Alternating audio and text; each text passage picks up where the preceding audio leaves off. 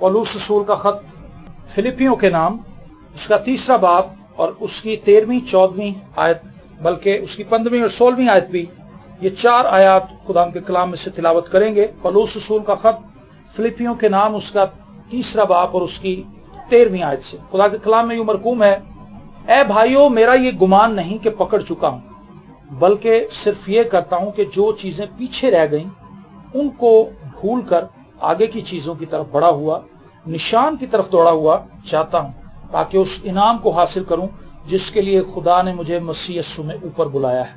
बस हम में से जितने कामिल हैं यही ख्याल रखें, और अगर किसी बात में तुम्हारा और तरह का ख्याल हो तो खुदा उस बात को भी तुम पर जाहिर कर देगा। बहरहाल जहां तक हम पहुंचे हैं उसी के मुताबिक चलें।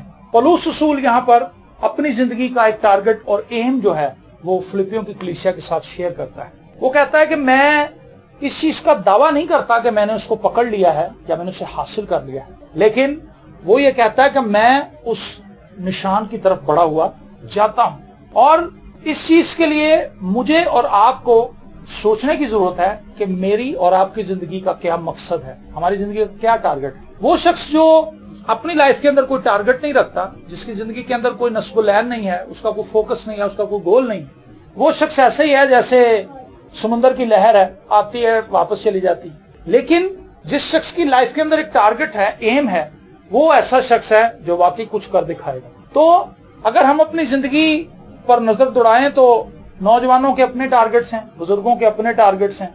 कईयों का टारगेट ये है कि मैंने दौलतमंद कैसे बनना है, कईयों का टारगेट ये है कि मैं मशहूर कैसे बनूं जल्दी से जल्दी, कईयों का टारगेट ये है कि मैं बहुत तालीम याफ्ता बंदा बन जाऊं, मेरी फैमिली में सबसे ज्यादा पढ़ा लिखा ही मैं हूं और मेरे से ज्यादा पढ़ा लिखा होए कोई ना।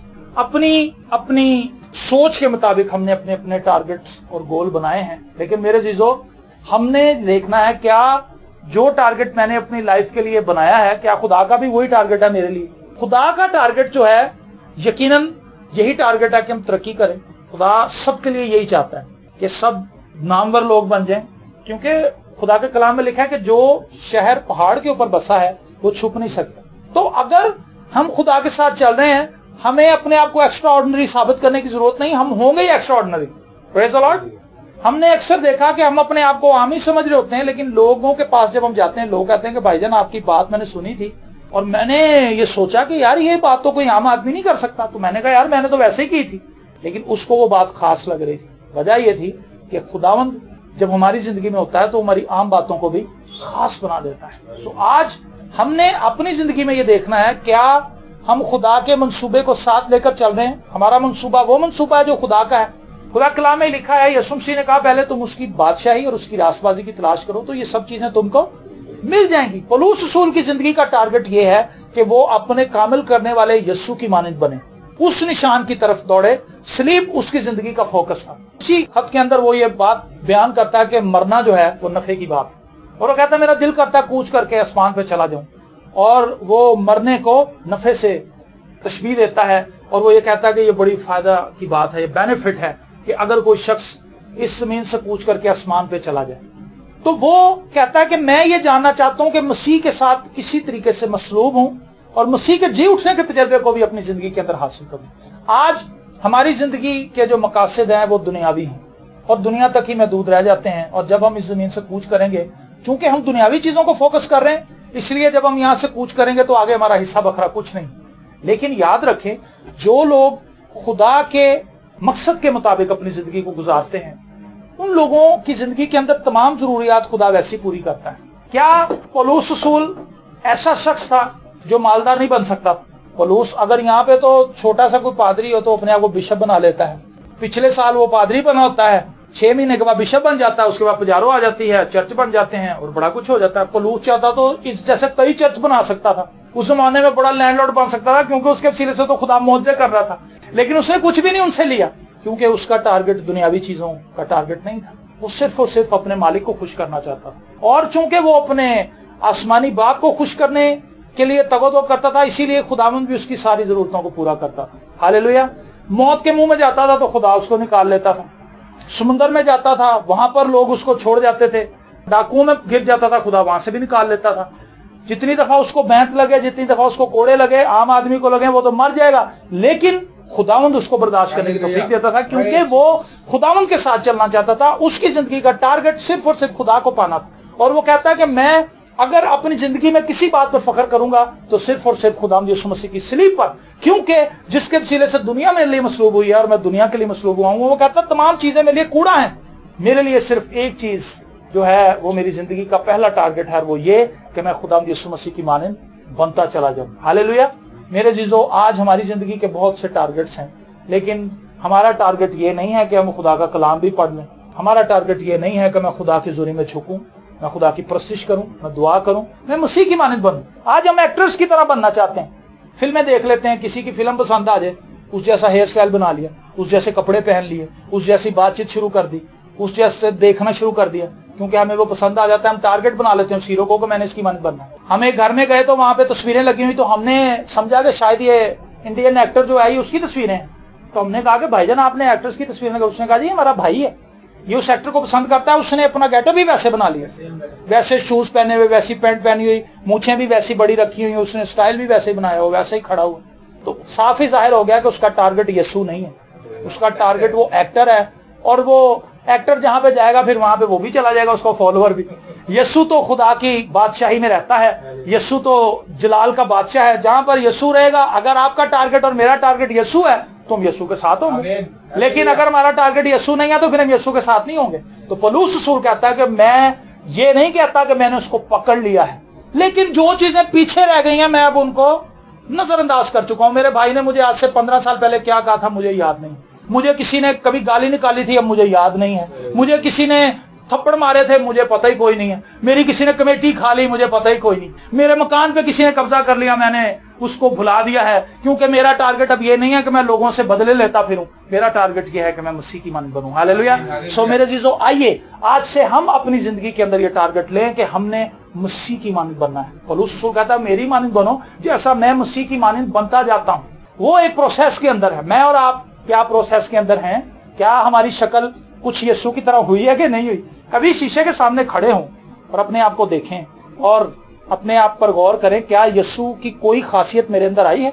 इतने सालों से मैं अपने आप को मसीही कहती हूँ या कहता हूँ, इतने सालों से मैं ये भी दावा करता हूँ कि जी मैंने तो बपतिस्मा भी लिया हुआ है, मैं तो कभी संडे का चर्च मिस नहीं करती, मैं तो प्रेयर मीटिंग भी जानी है, मैं तो रोजे भी रखनी है, मैं कलाम भी पढ़नी है, मैं तो प्रस्तिश भी बड़ी करनी है। लेकिन क्या यीशु की कोई भी खासियत हमारे अंदर आई? क्या हम यीशु की मानंद सब्र करते हैं? क्या हम यीशु की मानंद अपने दुश्मनों को माफ करते हैं? क्या हम दूसरों के लिए हमदर्दी का जज्बा अपने अंदर रखते हैं? क्या हमारे अंदर माफ करने की सकत है? क्या हमारे अंदर बर्दाश्त है? क्या हम दूसरों से अपनी मानंद मोहब्बत कर पाते हैं? अगर ये चीजें हमारे अंदर नहीं हैं और हम इन चीजों के ताल्लुक से सोच भी नहीं रहे तो हम गुमराही की तरफ जा रहे हैं। हमें अपने आप को देखने और जांचने की जरूरत है कि हम किस सफर पर रमा दवा हैं। अमसाल की किताब में लिखा है इंसान को अपनी सब राहें ठीक ही लगती हैं, लेकिन उसके आखिर में मौत की राहें हैं। जब एंड होता है तो उसे पता चलता है कि हो मैं तो गलत जा रहा था, लेकिन उस वक्त रिवर्स गियर लगाने का मौका नहीं होता, क्योंकि उसकी जिंदगी का उस वक्त खात्मा हो चुका होता है। उस वक्त कुछ नहीं कर सकता। आप माजी को, वक्त को वापस नहीं ला सकते। बड़े बूढ़े जो है वो कहते हैं कि वक्त जो है वो तीर की तरह है। जैसे जुबान से कोई लफ्ज निकल जाए आप उसको वापस मुंह में वापस नहीं ला सकते। निकल गया जो लफ्ज निकल गया। किसी शायर ने लिखा था जो लफ्ज जुबानों निकल गया सो तीर कमानों निकल गया। जब तीर निकल जाता है तो फिर वो वापस नहीं आता, क्योंकि वो निकल जाता है कमान से। इसी तरह जब मुंह से कोई अल्फाज निकल जाए फिर वो वापस नहीं आता। इसी तरह गया गुजरा हुआ वक्त भी वापस नहीं आता। तो पौलुस रसूल कहता है कि जो चीजें पीछे रह गई हैं मैंने पीछे ही नजर नहीं लगाई हुई कि आज तो 20 साल पहले जी मेरी लड़ाई हुई, इसी मैं अपनी पुफी ने मिट्टी पाती। अभी वो जिंदा है, मरी नहीं है, लेकिन मिट्टी पहले ही डाल दी।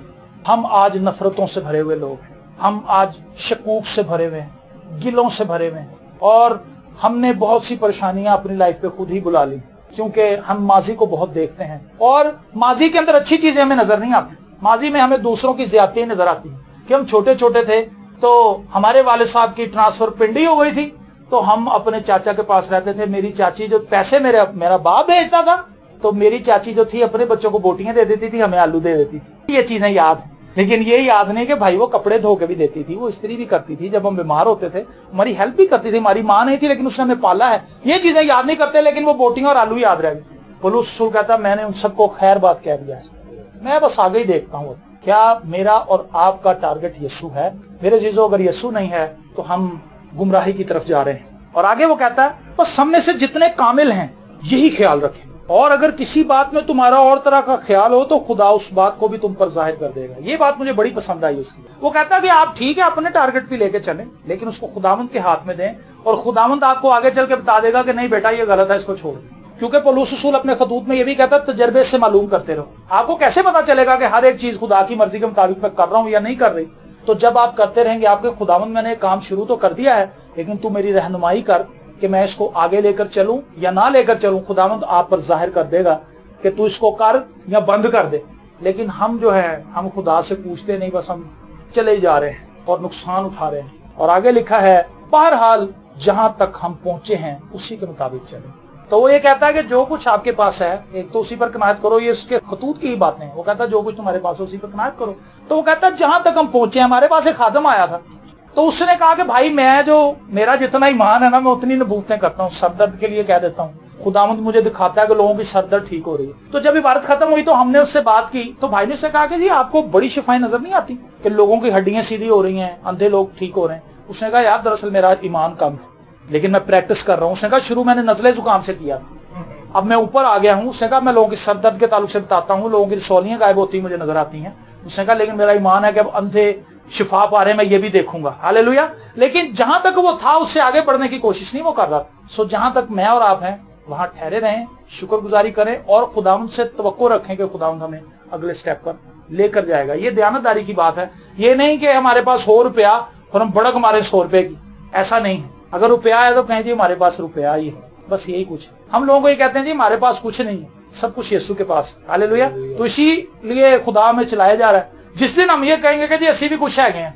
उस दिन फिर लोग हम बुलाएंगे भी, उस दिन फिर हमारा काम तमाम हो जाएगा, हमारा कैरियर उस दिन खत्म हो जाएगा। हमारा कैरियर सिर्फ यीशु के साथ है। हालेलुया। जब तक यीशु हमारे साथ है हम हैं, जब यीशु हमारे साथ नहीं होगा फिर हमारा हाल मुशर्रफ बेटे की तरह हो जाएगा, जो सूअरों की फलियां खाना चाहता था लेकिन उससे फलियां मिलती नहीं। मेरे जीजों आइए आज हम अपनी जिंदगी पर गौर करें कि हमारी जिंदगी के मोटिव्स क्या हैं, हम किन टारगेट्स को फॉलो करने हैं, हम किन मौजूआत को लेकर सुबह उठते हैं, हमारा टारगेट क्या है। क्या हम यीशु की मानद बनना चाहते हैं? क्या हमारे अंदर ये ख्वाहिश है कि मैं हर रोज यीशु को जानूं?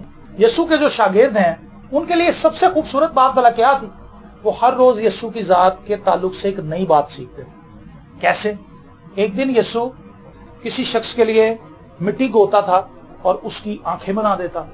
अगले दिन वो कोड़ियों को कहता था कि जाओ अपनी ताई काहिन को दिखाओ। पहले दिन मौजा देखा कि आंखें बन गई हैं, अगले दिन वो यीशु के साथ चल रहे हैं तो उन्होंने कोड़ियों को पाक सब होते हुए देख लिया, कभी मुर्दे जिंदा होते हुए देख लिए, एक दिन यीशु को पानी पे चलते हुए देख लिया। तो जब आप यीशु के साथ रहेंगे हर रोज यीशु आपको नई बातें अपनी जात के ताल्लुक से बताएगा और हमारे ईमान को बढ़ाएगा। लेकिन शर्त यह है कि हमें यीशु के शागिर्द बन के यीशु के साथ चलना होगा। अगर हम यीशु के साथ नहीं चलेंगे तो हम यीशु को जान नहीं पाएंगे, और अगर यीशु को जान नहीं पाएंगे तो हम हलाक हो जाएंगे।